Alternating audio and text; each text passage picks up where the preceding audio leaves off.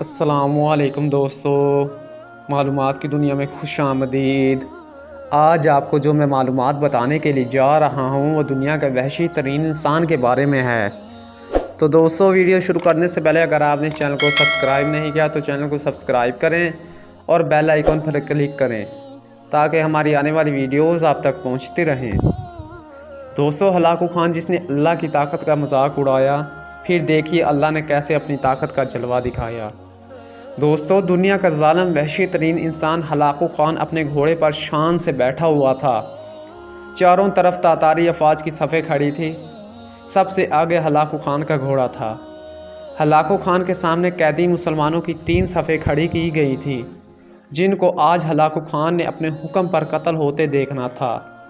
پھر وہ ظالم بولا، ان کے سر قلم کر دو، اور جلاد نے لوگوں کے سر کاٹنے شروع کر دیے۔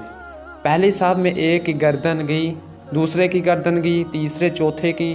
پہلی صف میں ایک بے قصور بوڑھا غریب قیدی جو کہ اپنے گھر کا واحد کفیل بھی کھڑا تھا، وہ موت کے ڈر کی وجہ سے دوسری صف میں چلا گیا۔ پہلی صف کا مکمل صفایا ہو گیا۔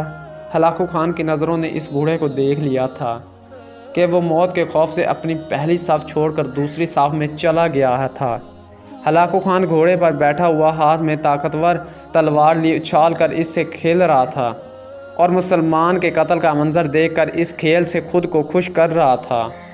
جلادوں نے دوسری صف پر تلوار کے وار شروع کیے، گردنیں آن کی آن میں گرنے لگیں۔ جلاد تلوار چلا رہے تھے اور خون کے فوارے اچھل اچھل کر زمین پر گر رہے تھے۔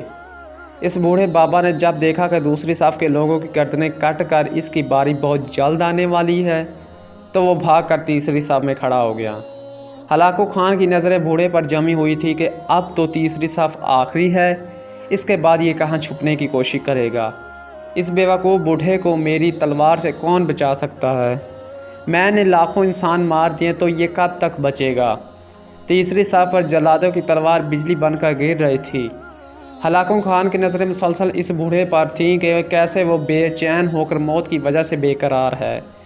تیسری صف کے انسانوں کی گردنیں گر رہی تھی۔ جلاد بجلی کی سی تیزی سے اس بوڑھے بابا کو پہنچا تو ہلاکو خان کی آواز گونجی، رک جاؤ، اس کو ابھی کچھ نہ کہو۔ بابا بتا، پہلی صف سے تو دوسری صف میں بھاگ آیا، جب وہ ختم ہوئی تو تیسری صف میں بھاگ آیا۔ بابا اب بتا، پیچھے تو کوئی اور صف بھی نہیں، اب تو بھاگ کر کہاں جائے گا؟ اب تجھے مجھ سے کون بچائے گا؟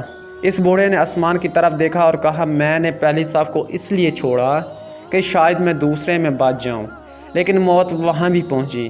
پھر میں دوسری صف کو چھوڑ دیا کہ شاید تیسری میں بچ جاؤں۔ ہلاکو نے تلوار کو ہاتھ میں چھالتے ہوئے کہا، بابا کیسی خام خیالی ہے، یہ کیسی بہکی باتیں کر رہے ہو؟ بھلا تمہیں میری تلوار سے بھی کوئی بچا سکتا ہے؟ بوڑھے مسلمان نے زمین و آسمان کی ہر چیز کے مالک اس واحد لا شریک رب پر بے انتہا یقین کے ساتھ کہا، وہ اوپر والی ذات اگر چاہے تو کچھ بھی ہو سکتا ہے، اور اگر وہ چاہے تو مجھے تجھ سے بھی بچا سکتا ہے۔ کیسے بچا سکتا ہے؟ ہلاکو خان نے اتنے تکبر میں آ کر کہا کہ اس کے ہاتھ سے تلوار گر پڑی۔ ہلاکو خان چابک دست، ہوشیار، جنگجو اور چالاک انسان تھا۔ ہلاکو خان گھوڑے کے اوپر بیٹھے بیٹھے گرے ہوئے تلوار کو اٹھانے کے لیے خود کو جھکایا کہ زمین پر گرنے سے پہلے وہ اسے ہوا میں ہی پکڑ لے۔ اسی کوشش میں ہلاکو خان کا ایک پاؤں رکاب سے نکلا اور وہ اپنے گھوڑے سے نیچے آ پڑا، جبکہ دوسرا پاؤں رکاب میں ہی پھنس کر رہ گیا۔ ہلاکو خان کا گھوڑا اتنا ڈر گیا کہ بھاگ نکلا۔ ہلاکو نے خود کو بچانے کی بڑی کوشش کی، لشکر بھی حرکت میں آ گیا، لیکن گھوڑا اتنا طاقتور تھا کہ کسی کے قابو میں نہ آیا۔ وہ ہلاکو خان کو پتھروں میں گھسیٹ کر بھاگتا رہا، یہاں تک کہ ہلاکو کا سر پتھروں سے پٹک پٹک کر لہو لہان ہو گیا کہ اس کی روح چند ہی منٹوں میں اپنے اس تکبر بھرے وجود کو چھوڑ کر جہنم رسید ہوگی۔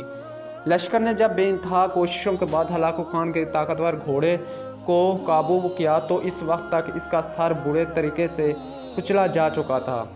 ہلاکو کا لشکر اس بوڑھے بزرگ سے اتنا خوفزدہ ہو گیا کہ لشکر نے اسے جان بوجھ کر نظر انداز کر دیا اور وہ بابا بڑے آرام سکون سے پیدل ہی اپنے گھر کی طرف چل پڑا۔ مظلوم کی آہ سے ڈرو، کیونکہ جب وہ اللہ سے رجوع کرتا ہے تو قبولیت بہت دور سے اس کا استقبال کرنے آتی ہے۔